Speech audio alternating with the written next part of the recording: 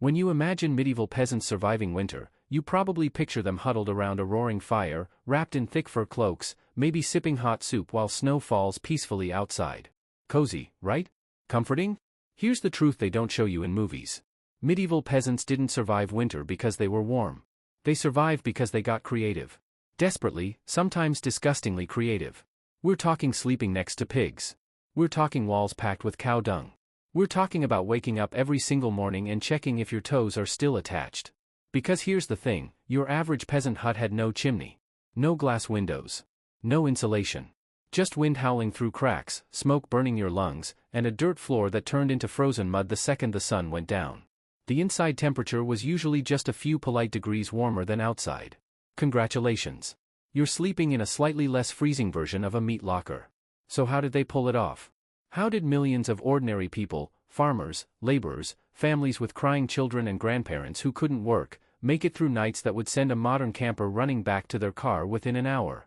And more importantly, what happened when the fire went out at 3 a.m. and there were no matches, no lighters, no second chances?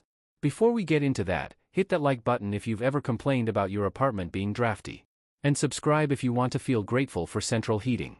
Because after this video, you'll never look at your thermostat the same way again. Let's go back to a time when surviving till sunrise was a victory worth celebrating. The first problem medieval peasants faced wasn't the wind howling outside. It was the walls themselves. Most people imagine peasant cottages as quaint little homes straight out of a storybook, picturesque, sturdy, maybe even a little charming. The reality was something far crueler. The typical peasant dwelling was thrown together with whatever the land provided, which usually meant sticks, mud, and hope. They called it wattle and daub, which sounds almost pleasant until you understand what it actually means. You take thin branches, weave them together like a giant basket, then slather on a thick coating of mud mixed with straw, animal dung, and whatever else happened to be lying around. And when that mixture dried, it did what mud does. It cracked. Tiny fissures at first, then gaping wounds in the walls that winter wind found like a key finding a lock. At night, lying in the frozen dark, you could hear it. The wind didn't just blow against those walls. It sang through them. 1,000 tiny flutes made of cracks and holes, whistling from every direction at once. You'd pull your rough wool blanket tighter and listen to the house breathe cold air directly onto your face. And the sound wasn't just the wind. It was the walls themselves, creaking and groaning like something alive, like the whole structure might simply give up and collapse into a pile of frozen rubble. Some nights, you wished it would, just to end the suspense. Then there was the floor, assuming you could call it that. Just hard-packed dirt, packed down by generations of bare feet and clumsy livestock. In summer, it was dusty. In winter, it was something else entirely. The cold rose up from the earth itself, seeping through that dirt like water through a sieve. You could pile straw on top, fresh rushes if you were lucky, but within weeks, that straw was flattened, damp, and starting to rot. And because nobody cleaned it out, they just added more on top.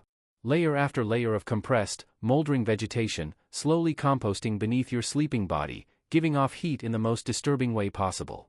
Congratulations. You were living in a swamp. A frozen, slightly steaming swamp filled with whatever creatures decided to make that decaying straw their home. Fleas loved it. Lice loved it. Rats loved it even more. So there you were, trying to sleep, listening to the wind scream through 100 cracks in the walls, feeling the cold radiating up from the earth through layers of moldy straw, and occasionally feeling something skitter across your leg that you really hoped was just a mouse. Children cried. Grandparents coughed. Animals shifted restlessly in the corners. And through it all, the cold just kept coming, patient and endless, like it had all night to find every exposed inch of skin and remind you exactly how fragile human flesh really is. The worst part was knowing the cracks were your fault. Or your father's fault. Or the fault of whoever built this place generations ago and didn't pack the mud quite tight enough in that one corner. You'd stuff rags into the gaps during the day, moss if you had it, anything soft enough to jam into the fissures. But by morning, the wind had pushed them out again, or the moisture had frozen them solid, or an animal had clawed them loose looking for warmth. So you'd start over. Same gaps. Same cold. Same desperate hope that tonight, maybe tonight, the patches would hold. They never did. Not really. The cold always found a way in, because the cold was patient and houses made of sticks and mud were not. And so you learned to live with it. To accept that your home wasn't a shelter from winter. It was just a slightly slower version of being outside. A place where the wind still reached you, just with a little less enthusiasm. Where the cold still found you, just a few minutes later. Where you could lie awake in the frozen dark, listening to the walls breathe winter onto your face, and wonder if morning would ever come. If the walls were bad, the fire was both salvation and torment. Every peasant home had a hearth at its center, a simple ring of stones where flames danced and crackled and filled the single room with something almost like warmth. But that hearth came with a price, and everyone paid it in the same currency: smoke, exhaustion, and a fear that lived deep in the bones long after the fire died down. Imagine trying to sleep while constantly aware that your lifeline could flicker out at any moment.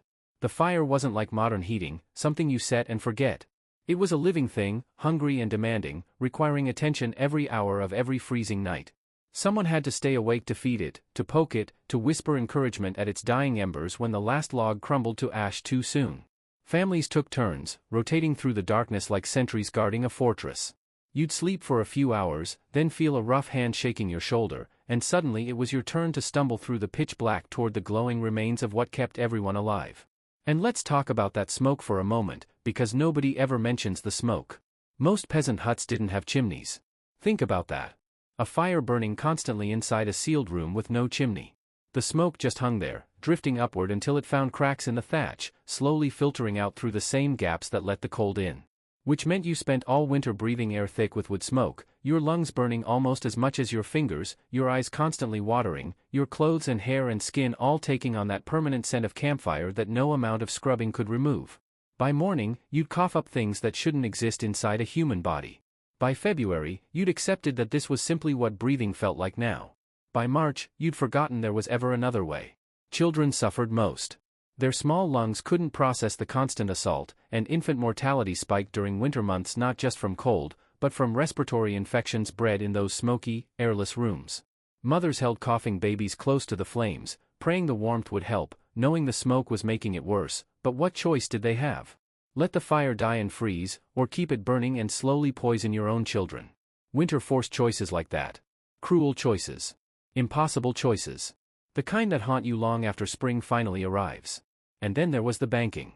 Every peasant knew how to bank a fire, but not everyone did it well, and the difference meant survival. At bedtime, you'd take the hottest embers, the glowing hearts of the fire, and bury them deep under a mound of ash. Done right, those embers would smolder all night, just barely alive, waiting for morning when you'd uncover them and feed them back into flame. Done wrong, and you woke to dead ash and a room cold as a tomb. There was no second chance. No running to the neighbors for a light, because their fire was banked too, and waking them meant exposing them to the cold, and besides, what if theirs had died too? What if everyone's had died? What then? So you learned to bank with precision, and art passed from parent to child like a sacred ritual. Some used dry ash only. Others swore by a little moisture. Some packed tight. Others left air pockets. Everyone had opinions, and everyone was absolutely certain their method was correct, because the alternative was too terrifying to contemplate.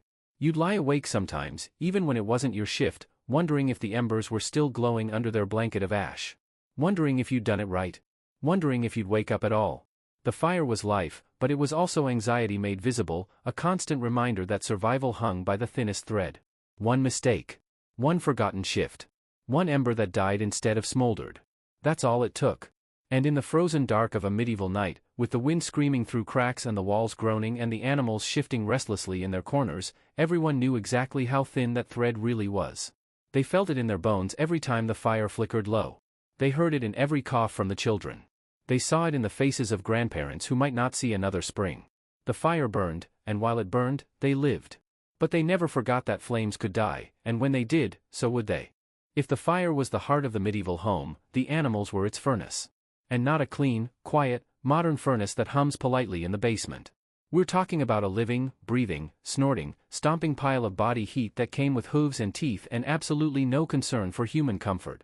Because when the fire burned low and the walls leaked cold and the floor turned to frozen mud, there was only one reliable source of warmth left in that desperate little hut. The livestock. Imagine lying in the pitch dark, shivering under a pile of threadbare wool, listening to the wind scream through every crack, and slowly becoming aware of something large and warm pressing against your back. A cow. Just standing there, chewing its cud in the darkness, radiating heat like a furry space heater with an attitude problem.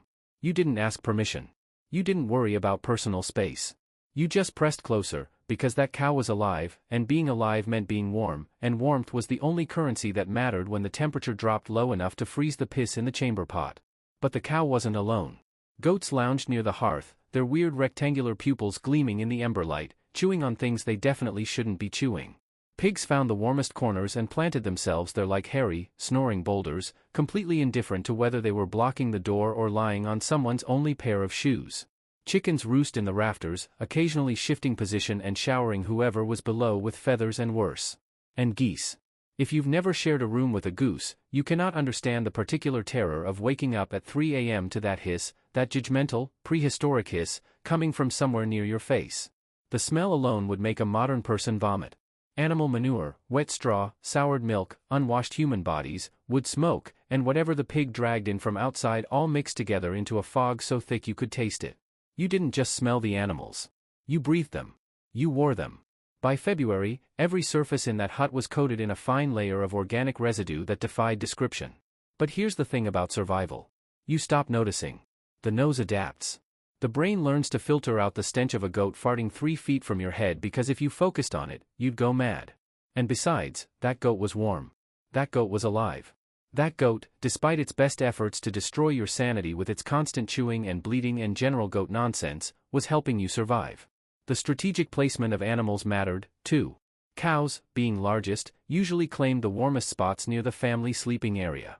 Their sheer mass generated enormous heat, and smart peasants positioned themselves accordingly. You wanted the cow between you and the draft. You wanted the cow absorbing the worst of the cold before it reached your children.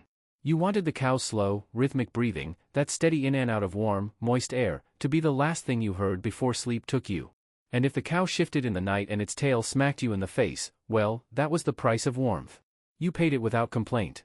Children learned early to sleep close to the animals. Not just for warmth, but for protection. A cow or goat would often stir if danger approached, whether human or animal, giving the family precious seconds to react.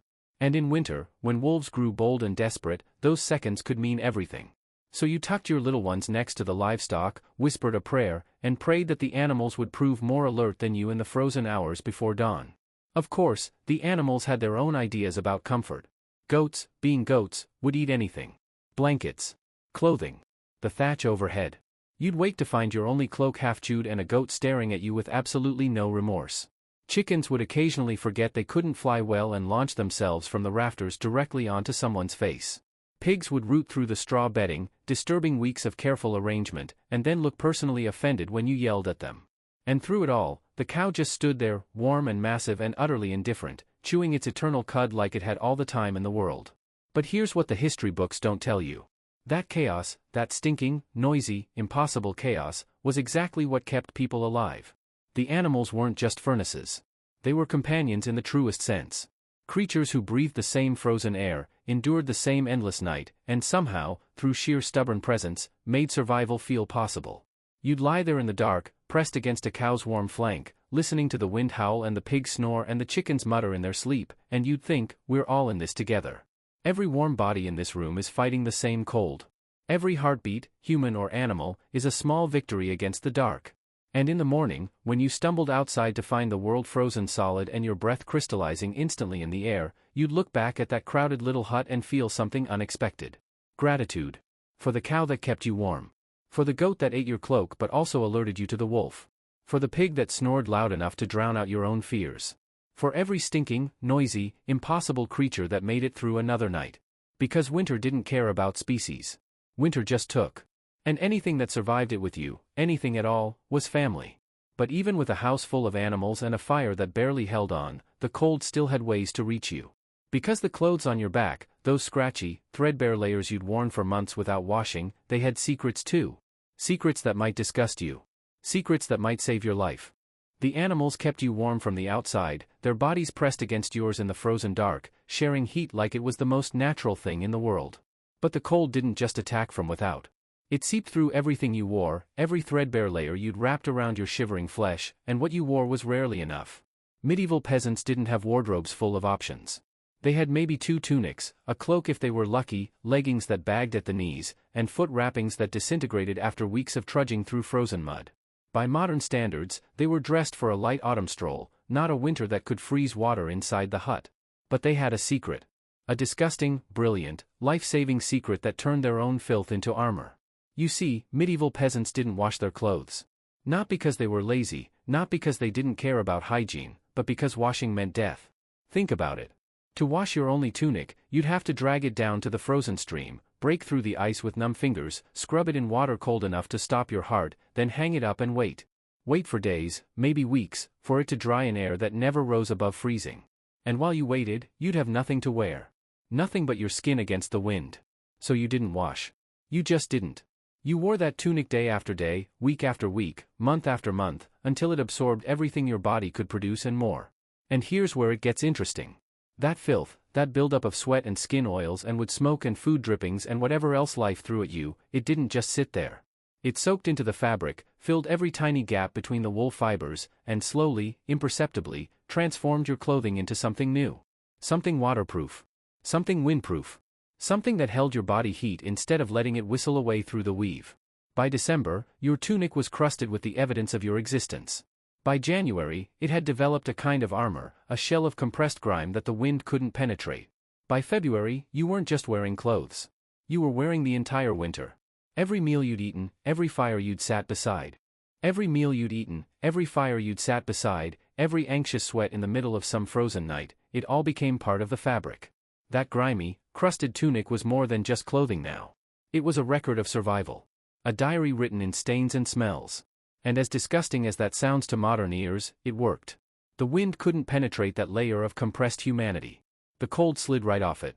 You'd step outside into a blizzard and feel almost comfortable, at least compared to what you'd feel if you'd actually washed the damn thing. Medieval peasants discovered something that outdoor enthusiasts still know today: a little dirt is nature's insulation.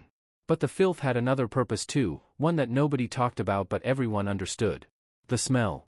That powerful, unmistakable odor of unwashed bodies and ancient sweat served as a kind of armor against other threats. Wolves thought twice before approaching something that smelled so strongly of human. Strangers could smell you coming from a distance, which meant no surprises in the frozen wasteland. And perhaps most importantly, the smell masked everything else.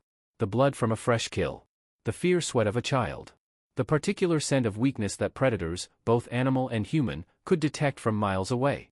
You were, quite literally, wearing your own protection. And then there were the feet. Oh, the feet. Medieval peasants walked everywhere, through mud and snow and frozen streams, and their footwear was tragically inadequate. Leather shoes if they were wealthy. Wooden clogs if they were not. And for the truly desperate, just rags. Layers and layers of rags wrapped around frozen feet, stuffed into whatever could hold them, then wrapped again. And just like the tunics, those foot wrappings never got washed either. They just accumulated. Layer upon layer of rag, each one adding a little more insulation, a little more protection, a little more stench. By spring, removing those wrappings was an event. An event involving water and scissors and sometimes tears. But the feet were only part of the problem. The head, the hands, the face, every extremity needed attention, and peasants had developed solutions for all of them. Woolen caps pulled down over the ears. Scarves made from whatever scraps could be salvaged. Mittens, not gloves, because fingers together stayed warmer than fingers apart, and peasants understood thermodynamics even if they'd never heard the word. Children were wrapped until they resembled overstuffed turnips, barely able to move, let alone run or play. But they didn't complain, because complaining meant going outside, and outside was death. Here's something the history books rarely mention, though. That layer of filth, that protective crust of survival, came with consequences. Infections festered in skin that never saw water. Lice thrived in clothing that never got washed. Boils erupted in places where dirt rubbed raw against flesh. The same grime that kept you warm also slowly poisoned you, and every peasant knew it. They felt it in the constant itching, the mysterious rashes, the small wounds that never quite healed. They saw it in the faces of elders whose skin had taken on the texture and color of old leather. They buried children whose tiny bodies couldn't fight both the cold and the infections that warmth required. And yet, what choice did they have? Wash your clothes and freeze. Keep them dirty and survive. Winter offered no third option, no compromise between comfort and life. You made your peace with the filth, with the smell, with the knowledge that every breath you took passed through layers of your own accumulated existence. You accepted that your skin would never feel truly clean again until spring, and maybe not even then. You learned to scratch without thinking, to ignore the constant presence of tiny creatures sharing your clothing, to sleep soundly even as things crawled across your face in the dark. Because in the end, survival wasn't about comfort. It was about making it to morning. And if morning meant waking up itchy and infected and smelling like a week-old corpse, well, at least you woke up. At least you got to see the sun rise over another frozen day. At least you got to fight through another round of the endless, brutal contest between your body and the cold. But even the best clothing, even the filthiest, most perfectly insulated tunic, couldn't save you if your body had nothing to burn. And that's where food came in.